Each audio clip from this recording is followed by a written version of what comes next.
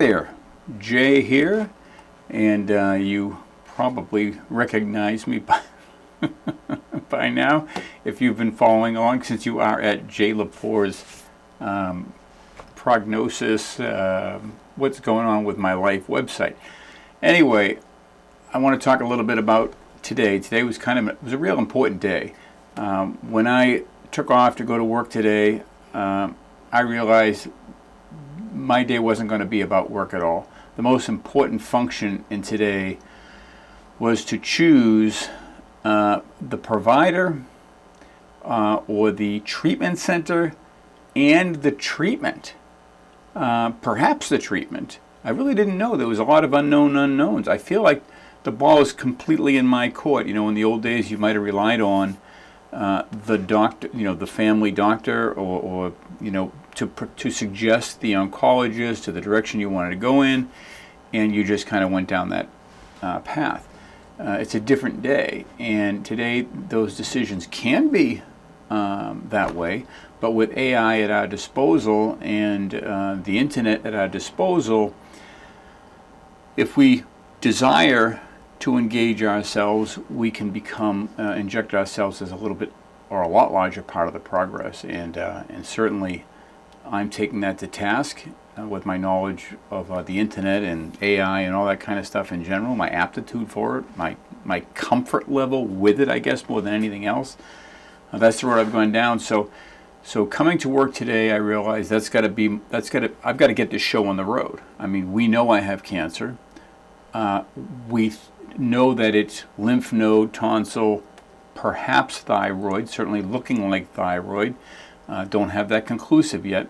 I've made something called an appointment for an FNA, which I think is fine. It's fine needle, and the A, I'm not sure if it's, I'll get that, but it's definitely fine needle analysis, perhaps, where they must stick a needle right through there into your thyroid, draw out something, and send it in for analysis. So I still have that to go on the, I think that's the 11th of this month, and on the 6th of this month I have the full PET scan where they scan my whole body. But I've decided it's best not to wait till then. In fact, Tracy and I decided together to kick this ball down the road. So I started researching, and let me start with my day of research with AI. Minimize myself. All right, so starting off, I wanted to learn more about ivermectin. I wanted to find out, is it a miracle drug as you hear on a lot of social media outlets, and in my case from a close friend that is in the business right next door to me, and if so, does it apply to my particular type of cancer? So I don't want to rule. There's going to be people that see this that think I've gone off the rails or something to that effect to even be thinking about this. But when your life's on the line and you hear things like this from other people, and it seems credible, you definitely going to dig into it. And so I did. And I mentioned here, let's talk about ivermectin. I recognize it's experimental. I am in the early processes of simply discovering options for cancer treatment, so I'm better prepared to chart the odds of survival moving forward. And the most important question is whether or not there is any indication that ivermectin is effective in the treatment of squamous cell carcinoma, HPV positive. And so we went through this whole process. And I will tell you, in the case of Claude, it was very much following what I would consider to be the company line. It was not going to delve in, it wasn't even going to indulge in ivermectin in anything more than a superficial level. And so I didn't really feel like I was getting the answers to the questions that needed answering. So I then opened Gemini and ChatGPT and what's the one, Facebook Meta, Manus, okay, and we'll just go over one of those. If you haven't heard of Manus, you should try it. I think it's certainly, because you want second, third, fourth opinions and all that kind of stuff, and it's a good resource. And Claude is the only one that really didn't have anything to contribute in that regard. All the others found a lot of positive evidence, but everything was restricted to a lab. Everything was restricted to a petri dish. Nothing. There are no human. It didn't appear to be any human tests or minimal that involved the kind of cancer that I have, or frankly, cancer in general. In foreign countries, there's a lot of people going to that because it's cheap and so on and so on. But in the U.S., it just isn't enough for me to sink my teeth into. And this is after going through all the different AI. But that said, this is Manus, and it comes up with a lot of research on ivermectin and finds a lot of positive things to say, but you have to come back to, would you bet your life on it? And it says there is currently no clinical evidence proving that ivermectin is effective at treating or curing HPV-positive squamous cell carcinoma in human patients. So that whole thing, the type of cancer, being positive, HPV positive, being human patients, that whole thing, there's just nothing there. But if you're looking at other findings, animals, petri dishes, reports of people in different places in different countries that are positively affected by this, it's certainly out there. But I just the likely results from conventional treatments is high enough from what I'm dealing with, that it certainly appears that that's the way I'm going to go. Now, it does say, Claude even says, if you want to use ivermectin as an adjunct alongside standard care, that's a conversation to open with the oncologist, which I may do, because there is enough of what I've read that, geez, that does look interesting.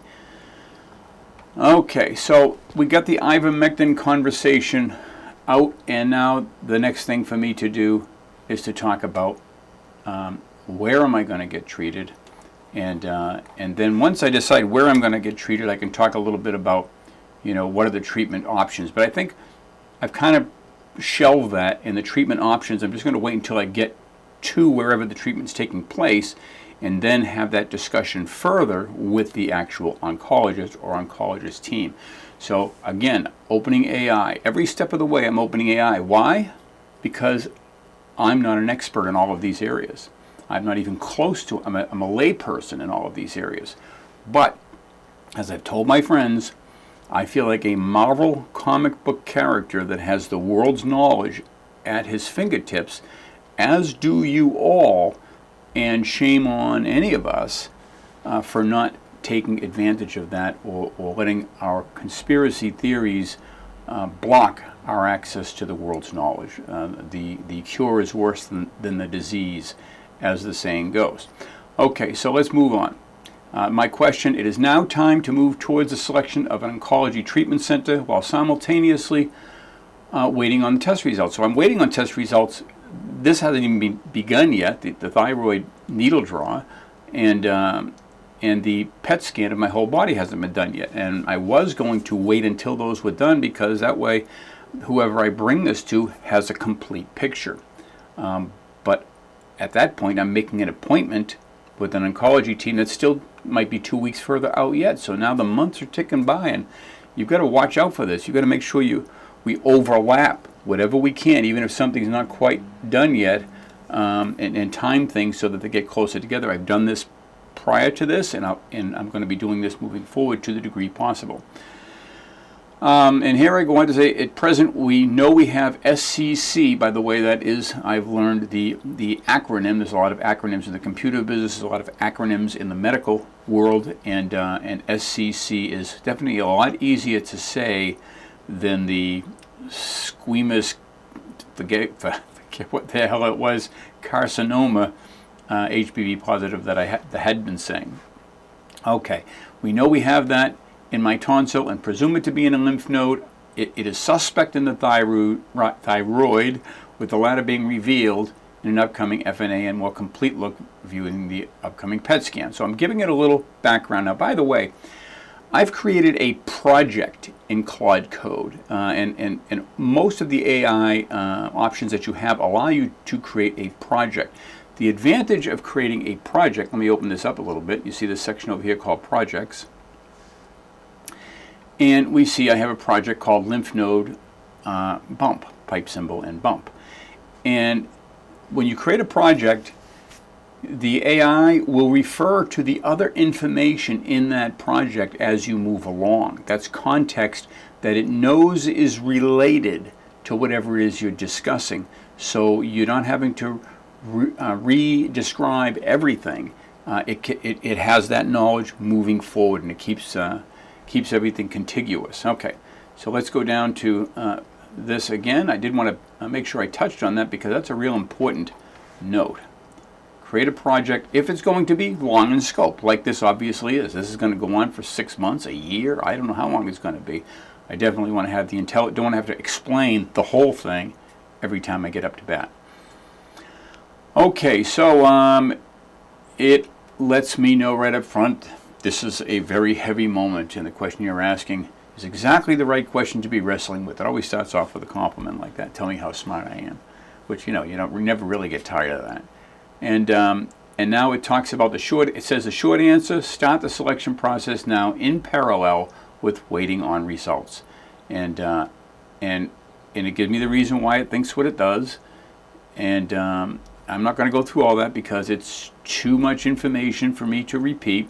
So now we move on to, let's see, for your geography it says the realistic short list of NCI designated comprehensive, which I'm guessing is National Cancer Institute, cancer centers and high volume head and neck programs within reach includes Fred Hutch / UW Medicine Seattle, Virginia Mason, Swedish Cancer, and so on and so on and so on. And we move on. And so I have heard enough about Fred Hutch and UW, University of Washington, which is also called UW as a slang for UW. And so I asked the question, is there any reason I would choose one over the other? My friend Danny was big on UW, and then I've heard other people say UW, and I've had other people say Fred Hutch, and I'm like, oh, geez, which one is better? I'll put this out to a variety of AI because you want to pick the right place. Well, it turns out the two of them have merged in 2022, or at least their cancer department has in some way merged. So anything you do at one is crossed over to the other. It's a joint operation. One automatically sends their people to the other to get whatever the treatment is. So it's all one package now, and it just doesn't matter. And it tells us that right here. Fred Hutch and UW merged their cancer programs in April of 2022. Fred Hutch is now formally UW Medicine's cancer program. Physicians are credentialed at both Fred Hutch and the medical center, and so on and so on and so on. So they're one and the same. That makes it really easy for me to decide which one of the two I want to go to. Okay, so it gives me more information about referrals and records. I'm not going to take you down that whole. They give me a phone number for Fred Hutch for new intake, and so I think I dialed that number. It turned out to not be the right number. I think I went to 3 different numbers before I got to the one that I needed to go to, but I eventually got through. And then it gives me a practical script for my call. My name is Jay. I'm calling to request a new patient appointment, blah, blah, blah, and explain to them right away I have a tissue-confirmed diagnosis of HPV positive and a workup pending on these other things. And so I took that and I opened up Notepad over here, and I redrafted my version of it. And so when she picked up on the phone, I gave her that spiel, sounding as natural as possible, and I could tell she immediately assumed I knew what I was talking about, and to some degree I do, albeit with a little help from my friend. And she, as we moved along, she says, "Well, do you want to be referred, or do you want to just be a self-referral or something like that?" Because evidently that's an option, and given that I had a handle on my situation, she was willing to tack that course. And I said, well, I don't know the answer to that question yet, and I've since found out in researching that question, research everything, that there are advantages to the referral, including the credibility that goes with a clinician, a doctor, having made that discovery to begin with and having recommended that you go in this direction at this time for their various reasons. So there's connective tissue there. Excuse the pun on tissue right now. And so I will, in fact, I've already sent a referral request to Dr. Harris to go down that road.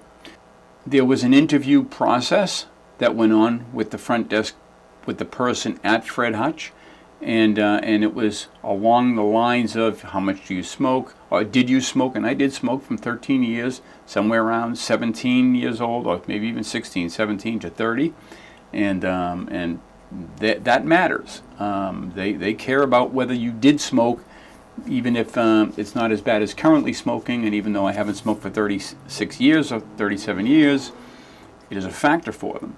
How much I drink, I said 3 drinks a week. It depends on whether Tracy's home or not. We tend to have a drink every night when she's home. I tend to have a drink once or twice a week when she's not, so I probably fudged on that one a little bit. And they probably automatically add 20% because they figure you're going to fudge. At least that was my thinking. And they go in depth about whether I have any problems, any breathing problems, any swallowing problems, anything at all speech related. Is there anything that goes along with this situation that I'm currently feeling I might be compromised a little bit? And I also asked if I had any pain, and the answer was no to everything except I do have pain. And I didn't have pain until they took the biopsy, and I think they took a big enough chunk out of that, which also included some of the tumor, that there's some side effect to that. And so there's been nothing debilitating, just a little bit of pain back in there with 3 Advil, make it go away. Thanks, that was Tracy's prescription, and it worked just fine. So one of the things that started to make me feel more like a cancer patient was when they said the following.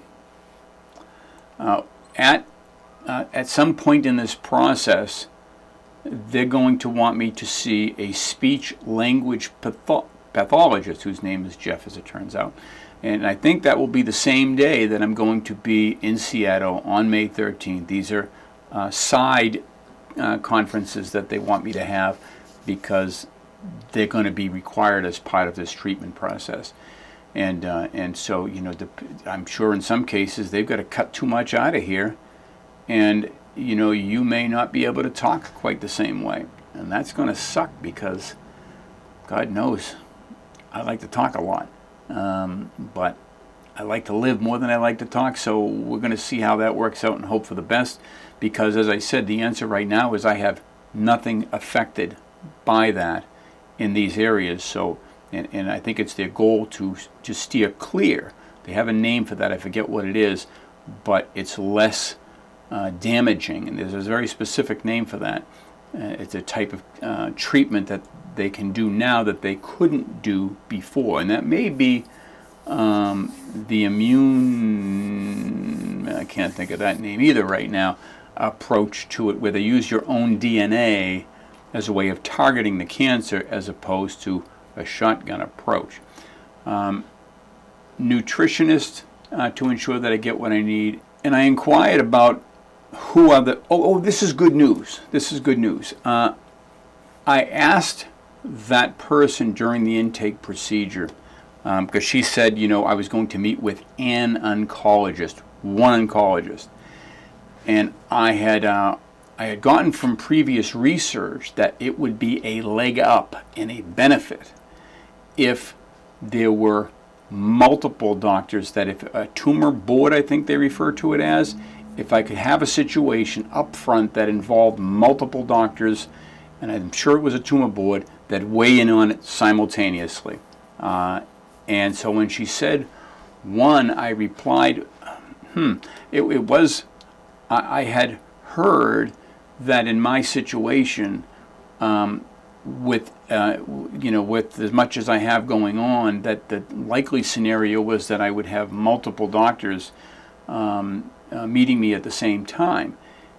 And she paused, and then she said, and she said some kind of a confirmation, that makes sense. And then she did something a little bit differently. and then made the appointment. And I don't know the medical language behind it, but the end result is she immediately tacked a different course, and it became a meeting with 3 doctors. And I did ask her for the doctors' names. I told her, just because of my own curiosity, I like to research them and see their faces, look at them online. They're going to be ultimately responsible for my care. She said there were many doctors. There were multiple doctors to choose from, and that hasn't been decided yet. But she did tell me that Christina Rodriguez, a medical oncologist, would likely be one of them, and she has currently stepped in for somebody else who's on maternity leave. And but she of course says she's extremely passionate about what she's doing, blah blah blah. And I haven't done any research on her, and it really doesn't matter. These are the people that they're going to pick, and that's what it's going to be. And hopefully she's as wonderful as the check-in person says she is. And AI actually gave me a list of 5 or 6 doctors that said one of those 3 are probably going to be chosen from this list. And I won't get into any of that right now because it really doesn't matter. The good news is I've kicked the ball. May 13th, I'll be in a car going to Seattle, and I'll be sitting in front of 3 doctors, and I'll be talking to a speech pathologist and a nutritionist, and we will be taking the positive steps that need to be taken. I don't know if at that point they're going to say, okay, this is the direction we think you should go. I'm going to have a discussion with them. They may not even suggest immunotherapy, and I may have to, want to know why not. And this I'm a part of this conversation, and I don't know if Tracy will be in town or not on May 13th. She might be, and in which case I'll have my sweetie by my side, and she's in the business, so she'll be able to speak their language as well. It's going to get more real as we go down there, and I'll take pictures of the hospital. I'll take videos of as much as I can because I think it's interesting for you. It's interesting for me. It gives you most of all a look through my lens. I will tell you, I got almost no work done today because this is all consuming. After I get done making the appointment, they sent me a link to my chart. It's a website that I can chart the progress and appointments and all that kind of stuff. It's kind of a back end area of the hospital, so they can work with the patient and we can pass things back and forth. They asked me to input my name and all that kind of stuff, but they asked for a profile picture. And it just has the letter J, which is a default profile picture if you don't put anything there. So I thought, well, I really need to make this personal. I don't want to just use a profile picture that says J. I could just, me smiling. I wanted them to relate to me. I wanted there's something that those doctors and the personnel that interact with my picture, for it to be unique enough that that it hit home and made more of a connection. And so I used this picture of me with a Canadian goose on my lap. And some of you that are Facebook friends will remember Canadian goose of what appeared to be me catching it in midair. It was one of the shots in this video right here. And here's the famous picture.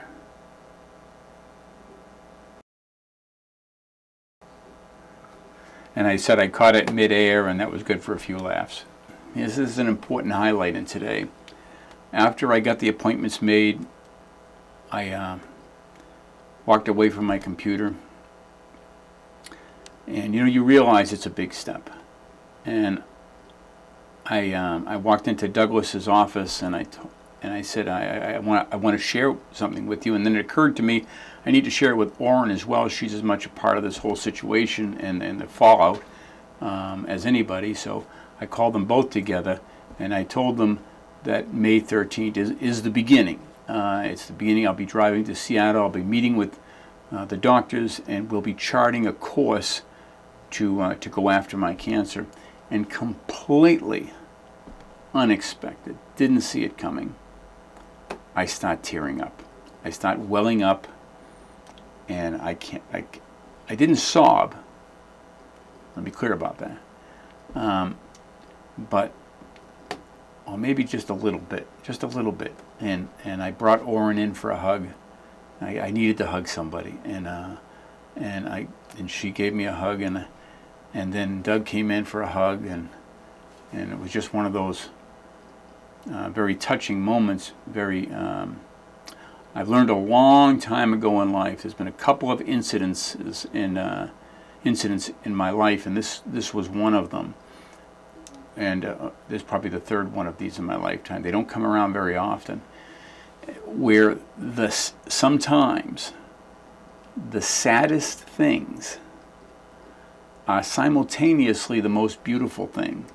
And it's a really rare situation when both of those things line up. But this was one of those times. That's it. Thanks for watching. I guess I won't talk to you again until the PET scan.